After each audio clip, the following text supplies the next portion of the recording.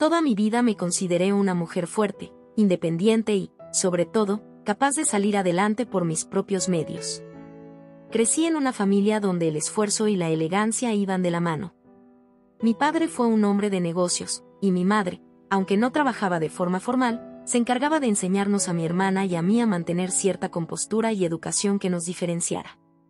Desde joven entendí que la vida podía ser complicada, pero también que la preparación y la disciplina abrían puertas. Así que estudié, trabajé en la empresa familiar, y más tarde heredé una parte importante cuando mis padres fallecieron. Esa herencia, sumada a mis propios proyectos, me permitió llevar una vida cómoda, de cierto lujo, pero siempre con la conciencia de que nada era eterno si no se administraba con cuidado. Con los años, muchos hombres intentaron acercarse a mí, algunos de buena fe, otros claramente atraídos por la seguridad económica que tenía. Yo aprendí a ser cautelosa, a observar más allá de las palabras bonitas y los gestos caballerosos. Me casé relativamente tarde, cuando sentí que había encontrado a alguien que parecía ver en mí a la mujer y no a la cuenta bancaria. Él era Alberto, un hombre carismático, de sonrisa fácil y palabras dulces. No venía de una familia adinerada, pero se desenvolvía con seguridad en cualquier ambiente. Eso me llamó la atención, y poco a poco fui bajando las defensas. Nos casamos después de un par de años de noviazgo. Nunca le oculté mi situación económica ni lo que había heredado, pero siempre mantuve claro que lo que mis padres construyeron era un legado que yo debía cuidar. Él lo aceptó sin problema, o al menos eso parecía, y me dijo que admiraba mi responsabilidad y mi manera de manejar las cosas. Yo quería creer que por fin había encontrado a alguien que no me veía como un medio, sino como una compañera. Los primeros años fueron buenos. Viajamos, compartimos cenas, recibimos a amigos en casa, y aunque nunca tuvimos hijos, algo que a mí me dolió pero que con el tiempo aprendí a aceptar, nos teníamos el uno al otro. Alberto me hacía reír, y yo me sentía acompañada. Había momentos en los que me preguntaba si había bajado demasiado la guardia, pero luego lo veía actuar con ternura, y me convencía de que estaba bien haber apostado por ese amor. La vida, sin embargo, tiene una manera peculiar de ponernos a prueba. Una tarde, mientras regresábamos de una cena, Alberto se desmayó en la sala de nuestra casa. Yo entré en pánico. Llamé a emergencias y lo trasladaron al hospital. Ahí empezó un periodo largo y agotador de estudios, diagnósticos y tratamientos. El médico nos explicó que Alberto tenía una condición delicada en el corazón que requería una cirugía y cuidados posteriores muy estrictos. En ese momento, no pensé en nada más que en salvarlo. Lo que fuera necesario, lo que costara, yo iba a estar ahí. Durante meses, mi vida giró en torno a él. Suspendí compromisos sociales, dejé en pausa ciertos proyectos, y me dediqué a organizar mis días alrededor de citas médicas, medicamentos y visitas hospitalarias. Yo, que siempre había sido reconocida por mi porte elegante y mi vida activa, empecé a ser vista en batas sencillas, con el cabello recogido y ojeras marcadas. No me importaba. Alberto me necesitaba, y yo estaba convencida de que el matrimonio era para eso, en la salud y en la enfermedad. Los gastos fueron enormes, aunque no me gustaba hablar de eso con nadie. Las cuentas de hospital, medicamentos importados, cuidadores especializados, todo lo cubrí sin titubear. Más de una vez, él, entre suspiros y dolores, me decía: «Amor, no quiero ser una carga para ti». Y yo respondía con la misma firmeza: «Tú no eres una carga, Alberto. Somos una pareja, y esto lo vamos a superar juntos». Lo decía convencida, aunque dentro de mí empezaba a sentir el peso del cansancio. Las noches en vela, las preocupaciones, el temor de perderlo, todo se acumulaba. Aún así, encontraba fuerzas para levantarme y seguir. Yo estaba dispuesta a sacrificarme porque creía que eso significaba amar de verdad. Pasaron los meses, y la operación salió bien. La recuperación fue lenta, pero positiva. Alberto empezó a caminar nuevamente, a comer con más apetito, a hacer bromas de vez en cuando. Yo suspiraba aliviada, creyendo que pronto volveríamos a nuestra vida de antes, que todo ese dolor quedaría atrás como una etapa difícil que logramos vencer juntos. Pero lo que no sabía era que ese periodo de vulnerabilidad, en el que él parecía depender de mí para todo, era también un terreno fértil para que germinara algo oscuro que yo jamás imaginé. Recuerdo una tarde, cuando aún estaba en recuperación en casa, que me pidió conversar. Me senté a su lado, esperando que hablara de sus planes ahora que había recuperado fuerzas, de viajes pendientes o de alguna idea para comenzar de nuevo. Pero sus palabras me tomaron por sorpresa. He estado pensando mucho en el futuro, amor. Y creo que deberíamos poner todos los bienes a nombre de los dos. Ya sabes, por si algo me pasa otra vez, quiero que todo quede ordenado. Yo lo miré en silencio. Sabía que había algo detrás de esas palabras. Nunca antes lo había pedido con esa insistencia. Yo, que siempre fui organizada con mis cuentas, no veía necesario cambiar lo que ya estaba claro legalmente. Lo que era mío, y lo que habíamos construido juntos, estaba debidamente registrado. Le respondí con calma, pero con firmeza. Alberto, entiendo tu preocupación. Pero sabes que yo siempre he manejado las cosas con cuidado. Nada nos falta y nada te faltará a ti, estés o no conmigo. No creo que sea necesario hacer cambios apresurados. Él frunció el ceño. No insistió mucho en ese momento, pero noté en sus ojos un destello extraño. No era dolor físico ni cansancio, era algo diferente, una mezcla de molestia y ambición. No le di mayor importancia. Creí que estaba confundido por la enfermedad, que era normal que pensara en lo peor. Yo seguí atendiéndolo, asegurándome de que su recuperación avanzara. Pero con el tiempo, esas insinuaciones empezaron a repetirse. Una y otra vez sacaba el tema, siempre con el mismo argumento: quiero que estemos protegidos los dos. Y yo, cada vez con más sospechas, le respondía lo mismo, que no había necesidad de tocar la herencia que mis padres dejaron. Fue ahí donde empecé a notar que el hombre al que tanto cuidé, el mismo por el que dejé todo, tenía una cara que hasta ese momento no había mostrado. Con el paso de los meses, Alberto fue recuperando la salud. Cada pequeño avance que hacía era, en apariencia, una alegría compartida: caminar más de 10 minutos, subir las escaleras sin quedarse sin aire, dormir sin tener que despertarse con sobresaltos. Yo celebraba cada logro, convencida de que todo ese sacrificio había valido la pena. Sin embargo, junto con su recuperación física, empezó a aparecer otra faceta de él que me resultaba extraña, incluso incómoda. Al principio lo atribuí a los cambios emocionales que suele provocar una enfermedad grave. Muchas personas, después de estar al borde de la muerte, replantean su vida. Pero en su caso, esos replanteamientos tenían un tinte que no me agradaba. Hablaba de viajes, de inversiones, de compras, como si el dinero fuera un manantial inagotable del cual podía beber sin medida. Recuerdo una tarde en particular. Estábamos en el jardín, yo con un libro en las manos y él tomando el sol, cuando de pronto dijo: amor, ahora que ya estoy mejor, deberíamos pensar en mudarnos. Esta casa es bonita, pero creo que nos merecemos algo más moderno, más grande, algo que impresione cuando recibamos visitas. Lo miré con sorpresa. Nuestra casa no solo era amplia y elegante, sino que estaba llena de recuerdos y detalles escogidos con cuidado. Era mi hogar desde hacía años, y aunque estaba acostumbrada al lujo, nunca había sentido necesidad de presumirlo. ¿Más grande?, pregunté, arqueando una ceja. Alberto, esta casa tiene todo lo que necesitamos. ¿Para qué mudarnos? Él se encogió de hombros. Pues, porque podemos. Porque tú puedes. No me digas que no te gustaría estrenar un lugar nuevo, con acabados de lujo, con todo lo último en tecnología. Noté la manera en que lo dijo: tú puedes. Era un recordatorio de que, al final, quien sostenía todo era yo. En ese instante me dio un pequeño vuelco en el pecho. No era la primera vez que hacía comentarios similares, pero poco a poco empezaban a sonar más como exigencias veladas que como simples sugerencias. Días después, volvió a insistir con lo de poner los bienes a nombre de los dos. Esta vez lo hizo en medio de una conversación más acalorada. No entiendo tu terquedad, me dijo, con un tono seco que nunca le había escuchado antes. Somos esposos, ¿no? Lo lógico es que todo esté a nombre de ambos. Yo lo observé fijamente, con la serenidad que había aprendido a usar en las juntas más complicadas de la empresa familiar. Alberto, no se trata de terquedad. Se trata de sentido común. Lo que yo heredé de mis padres no está en discusión.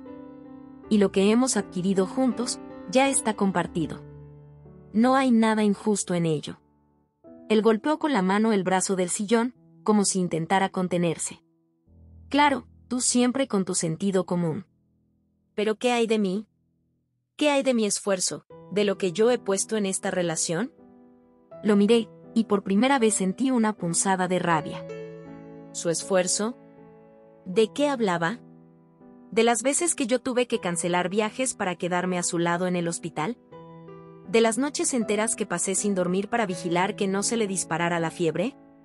¿Del dinero que yo desembolsé sin pensarlo para que tuviera la mejor atención? Me contuve, porque no quería iniciar una guerra innecesaria. En lugar de discutir, me levanté de mi asiento y le dije con calma: Alberto, descansa. Hablaremos de esto cuando estés más tranquilo. Me fui a mi habitación con una sensación amarga en la boca. Era como si poco a poco estuviera despertando de un sueño, descubriendo que el hombre al que tanto había cuidado no era el mismo al que yo creía amar. En los días siguientes, su actitud empezó a cambiar aún más. De ser un paciente agradecido y cariñoso, pasó a mostrarse exigente, casi como si yo le debiera algo. Me pedía cosas con tono autoritario, criticaba la manera en que manejaba los gastos y hasta cuestionaba mis reuniones con amigas, insinuando que yo debía estar más pendiente de él. Un día, mientras yo hablaba por teléfono con mi sobrina, lo escuché murmurando desde la sala: con tanto dinero que tiene, y todavía se hace la difícil para compartirlo. Esa frase me atravesó como un cuchillo. No estaba hablándole a nadie en particular, pero era evidente que pensaba en mí. No era amor lo que veía en sus ojos últimamente, sino una especie de resentimiento, como si mi independencia y mi firmeza fueran una amenaza. Fue entonces cuando empecé a atar cabos. Las súplicas de no quiero ser una carga para ti que me decía en el hospital, en realidad escondían un deseo: asegurarse de que, pasara lo que pasara, tendría acceso directo a lo que era mío. Sus planes de casas nuevas, viajes y lujos desmedidos no eran simples caprichos, sino estrategias para gastar a manos llenas lo que con tanto esfuerzo y cuidado yo había protegido. Lo más duro de todo fue admitirlo ante mí misma: Alberto no me necesitaba por amor, me necesitaba por conveniencia. Durante su enfermedad, me mostró fragilidad y ternura, pero apenas recuperó las fuerzas, apareció ese otro hombre, calculador, ambicioso, casi desconocido.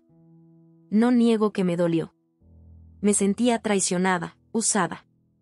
Pensaba en todas las veces que me había arrodillado a sus pies para ayudarlo a ponerse las medias, en los platos que cociné especialmente para su dieta, en las horas de angustia que pasé en las salas de espera de hospitales fríos. Yo lo había dado todo, y ahora él me pedía más, no mi tiempo ni mi cariño, sino lo único que jamás estaba dispuesta a entregar, porque no era solo dinero, era el legado de mi familia. Y en el fondo, temí. Temí porque empecé a notar cómo su carácter cambiaba cuando le decía que no una vez. Incluso, me tomó de la mano con más fuerza de la necesaria y me dijo al oído: algún día te darás cuenta de que estás equivocada. Yo debería tener lo mismo que tú, si no más. Lo miré fijamente, sin soltarme, y con una calma que solo podía venir de mi convicción, respondí: el día que quieras lo mismo que yo, tendrás que trabajarlo como yo lo hice. Se quedó callado, pero la mirada que me lanzó me dejó claro que esa conversación no había terminado, que estaba apenas comenzando una guerra silenciosa. En mi interior, supe que me acercaba a un punto de quiebre. Ese matrimonio ya no era lo que había imaginado. Había pasado de ser un acto de amor a una especie de negociación desigual, donde él pretendía quedarse con lo que no le correspondía. Y lo peor estaba por venir. Los meses siguientes fueron una mezcla amarga de silencios tensos y discusiones veladas. Alberto ya no intentaba disimular del todo su descontento. Su recuperación física fue casi milagrosa. Recuperó su peso, su energía y hasta comenzó a hacer ejercicio ligero en el gimnasio de la casa. La fragilidad que lo había mantenido en mis brazos se desvaneció como si nunca hubiera existido, y con ella también se evaporaron las muestras de ternura y gratitud.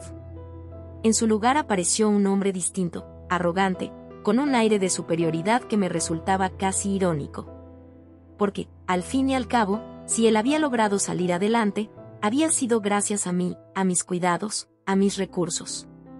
Pero parecía haberse convencido de lo contrario, que era mérito suyo, de su fuerza, de su capacidad para resurgir. Una noche, mientras cenábamos en el comedor principal, me lanzó un comentario que me dejó helada. «Sabes, estuve pensando, yo ya no necesito estar aquí encerrado. Tengo energía, tengo planes. Y sinceramente, siento que este matrimonio me limita». Levanté la mirada del plato, sorprendida. «¿Qué te limita?», pregunté, sin dar crédito a lo que escuchaba. Él se sirvió más vino, con una parsimonia estudiada, y dijo: «Sí. Yo podría estar emprendiendo, invirtiendo, haciendo grandes cosas. Pero contigo todo no se puede, no conviene, no está a nombre de los dos. Me tienes atado de manos». Lo observé en silencio, tratando de entender si hablaba en serio o si simplemente estaba buscando provocarme. «Alberto, no es que yo te limite. Eres tú quien ha querido apoyarse en mí en lugar de construir algo propio. Yo no te cierro las puertas, pero tampoco voy a ceder lo que no te corresponde». Él dejó la copa en la mesa con un golpe seco. «Claro, porque para ti yo no soy suficiente. Para ti, yo siempre seré el hombre que necesitó que lo cuidaran. ¿Sabes qué? Estoy cansado de ser tu proyecto de beneficencia». Esa frase me atravesó como un cuchillo. Lo miré con una mezcla de tristeza y rabia, porque si algo nunca había hecho era tratarlo como un proyecto. Lo amé, lo cuidé, lo sostuve. Y ahora me reducía a una especie de patrona altanera que lo había usado para sentirse buena. «Alberto», le dije, con voz firme, «nunca te traté como un proyecto. Te traté como a mi esposo. Lo que hice fue por amor, aunque ahora veo que para ti solo fue una oportunidad de sacar ventaja». Él me sostuvo la mirada, desafiante, y luego soltó una carcajada amarga. «Amor. No me hagas reír. Si realmente me amaras, me habrías dado mi lugar. No seguirías guardando todo ese dinero y esas propiedades como si yo fuera un extraño». Lo que más me dolió no fue lo que dijo, sino la manera en que lo dijo. Había un veneno en su voz, un resentimiento acumulado que ya no podía ocultar. Esa noche no dormí. Me quedé despierta pensando en cómo había llegado a ese punto. Yo, que había construido una vida independiente, segura y llena de dignidad, ahora estaba lidiando con un hombre que me hacía sentir culpable por no entregar mi herencia como si fuera una dote interminable. Al día siguiente, decidí hablar con una amiga de confianza, Clara. Le conté lo que estaba pasando, sin adornos, sin excusas. Ella me escuchó en silencio, y cuando terminé, me tomó de la mano y me dijo algo que aún recuerdo con nitidez. «Querida, ese hombre nunca te amó como tú creíste. Te necesitó, sí. Pero amor no era. Y ahora que se siente fuerte, cree que puede darte la espalda. Lo que tienes que preguntarte es, ¿quieres seguir al lado de alguien que solo te mide por lo que puedes darle?». Sus palabras me calaron hondo. Porque en el fondo yo ya lo sabía. Solo necesitaba escucharlo de otra boca. Las semanas siguientes fueron un torbellino. Alberto comenzó a ausentarse más seguido de la casa. Decía que iba a reuniones de negocios, pero nunca daba detalles. Llegaba tarde, olía a perfumes que no eran míos, y traía un aire de satisfacción que me resultaba insultante. Una noche, cuando entró de madrugada, me armé de valor y lo enfrenté. «¿Con quién estás saliendo, Alberto?». Él se quedó quieto por un momento, como si mis palabras lo hubieran tomado por sorpresa. Luego, con una frialdad que jamás le había visto, me respondió: «Con alguien que no me juzga. Con alguien que me hace sentir libre, no como una sombra a tu lado». Esa confesión fue un golpe devastador, aunque no inesperado. Algo en mi interior ya lo sospechaba, pero escucharlo de su propia boca fue como ver cómo se derrumbaba, de una vez por todas, la ilusión de nuestro matrimonio. No lloré frente a él. No le di ese gusto. Me limité a mirarlo con la frente en alto y le dije: «Si eso es lo que quieres, adelante. Pero que te quede claro, Alberto, no tendrás ni un peso de lo que es mío». Él rió con sarcasmo. «Ya veremos, querida. Ya veremos». Fue en ese momento cuando entendí que la verdadera batalla no iba a ser por mi corazón, sino por mi independencia. Alberto no solo quería dejarme, quería llevarse consigo lo que había construido mi familia, lo que yo había protegido con tanto cuidado. Y fue también en ese instante cuando dejé de verlo como un esposo y comencé a verlo como lo que realmente era, un adversario. La mujer que había dedicado meses de su vida a cuidar a un hombre enfermo murió esa noche. En su lugar nació otra, más fuerte, más consciente, más dispuesta a luchar por lo suyo. Porque si él pensaba que iba a quedarse con lo que era mío, estaba muy equivocado. Y lo peor, o lo mejor, estaba a punto de comenzar. Después de aquella noche, algo en mí cambió para siempre. No volví a ver a Alberto como mi esposo. Ya no me dolía tanto su traición como el hecho de que hubiera intentado hacerme sentir pequeña para obtener lo que quería. Yo era una mujer que había trabajado, que había heredado de mis padres un patrimonio sólido, que había sabido administrar con inteligencia. No iba a permitir que alguien que apenas podía sostenerse en pie hace unos meses pretendiera arrebatarme lo que tanto me había costado. Al día siguiente pedí una cita con mi abogado de confianza, un hombre serio y leal que conocía los detalles de mi herencia y mis propiedades. Le conté todo, con calma, sin omitir nada. Él me escuchó con atención y al final, con un tono firme, me dijo: «Señora, usted está protegida. Todo lo que tiene está a su nombre, y legalmente él no puede reclamar nada. Pero lo que sí puede intentar es chantajearla emocionalmente. Mi consejo es que se prepare, porque si ya le mostró esa cara, es probable que pronto quiera dar un paso más agresivo». Lo agradecí en silencio. Esa reunión me dio claridad, no estaba indefensa. Y si bien la traición dolía, al menos sabía que mi trabajo y mi legado estaban a salvo. Durante las semanas siguientes, la tensión en la casa era insoportable. Alberto casi no se dirigía a mí, y cuando lo hacía era con frases cortantes, cargadas de veneno. Se iba por horas, regresaba con excusas vagas, y a veces ni siquiera pasaba la noche en casa. Lo curioso era que ya no intentaba ocultar nada, parecía convencido de que yo iba a tolerar su doble vida. Pero no. Una tarde, mientras estaba en la terraza tomando café, él regresó con una actitud altiva. Vestía con ropa nueva, cara, como si de pronto se hubiera convertido en un hombre de negocios exitoso. Tenía ese aire de quien se siente invencible. «Voy a serte honesto», me dijo, dejando las llaves sobre la mesa con un ruido seco. «No pienso seguir viviendo a tu sombra. He encontrado a alguien que me valora, que cree en mí. Y estoy dispuesto a empezar de nuevo, aunque eso implique que tengamos que dividir lo que es nuestro». Alcé una ceja. «¿Nuestro?», repetí con calma, saboreando la palabra como si me resultara ajena. «Alberto, nada de lo que tengo es tuyo. Todo lo que ves aquí lo construí antes de ti, y lo cuidaré mucho después de ti». Él me lanzó una mirada desafiante. «No puedes dejarme sin nada». Me incliné hacia él, con una sonrisa serena pero cortante. «No es que yo te deje sin nada, Alberto. Es que nunca tuviste nada». El silencio que siguió fue brutal. Lo vi tragar saliva, nervioso, aunque intentaba mantener su máscara de seguridad. Por primera vez, noté que detrás de su arrogancia había miedo.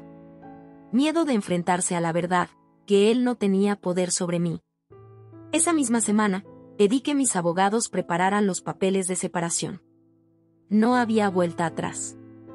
Alberto montó en cólera cuando se los presenté. Gritó, me insultó, me llamó fría y desalmada. Pero yo ya no era la mujer que se desvivía por cuidarlo. Era una mujer que había aprendido a no mendigar amor ni gratitud. El día que finalmente se marchó de la casa lo recuerdo con una claridad que me sorprende. Había metido algunas cosas en una maleta vieja, y aunque intentó salir con la cabeza en alto, su semblante lo traicionaba. Yo lo vi partir sin derramar una sola lágrima. Porque entendí que no estaba perdiendo a un compañero, estaba deshaciéndome de una carga. Los meses que siguieron no fueron fáciles. Hubo noches en las que me preguntaba cómo había sido capaz de soportar tanto. Pero poco a poco, algo hermoso comenzó a nacer dentro de mí, la certeza de que mi vida, con o sin Alberto, era valiosa y plena. Comencé a viajar de nuevo, a reunirme con mis amigas, a recuperar hobbies que había abandonado mientras lo cuidaba. pinté, leí, recorrí ciudades que siempre había querido visitar. Descubrí que la soledad no era un castigo, sino una oportunidad para reencontrarme conmigo misma. Una tarde, mientras paseaba por la playa en un viaje al extranjero, me sorprendí sonriendo sola. Sentí una paz inmensa. Como si el mar me estuviera susurrando que había tomado la decisión correcta. Y lo confirmé, sí, había perdido a un esposo, pero había ganado algo mucho más valioso, mi libertad, mi dignidad, mi poder. Tiempo después supe que Alberto había intentado algunos negocios, todos fallidos. Que la mujer con la que me había traicionado lo abandonó al darse cuenta de que no tenía ni un centavo a su nombre. Y aunque no me alegró su desgracia, tampoco sentí compasión. Simplemente confirmé lo que ya sabía, él nunca buscó amor, buscó conveniencia. Y cuando la conveniencia se acabó, también se acabó todo lo que él creía tener. Yo, en cambio, me descubrí más fuerte que nunca. Una mujer elegante, independiente, capaz de disfrutar lo que había construido sin miedo a que nadie se lo arrebatara. Hoy, cuando alguien me pregunta si me arrepiento de haber dedicado años a cuidarlo, sonrío. Porque no me arrepiento. Esa experiencia me enseñó que el amor verdadero no se mide en sacrificios desiguales ni en herencias compartidas, sino en respeto y lealtad. Y si bien Alberto me mostró lo peor, yo logré descubrir lo mejor de mí misma. Así que no me siento víctima. Me siento sobreviviente. Me siento dueña de mi historia. Porque cuando él me dijo que ya no me necesitaba, lo que en realidad ocurrió fue que yo descubrí que tampoco lo necesitaba a él. Y créeme, no hay libertad más grande que esa.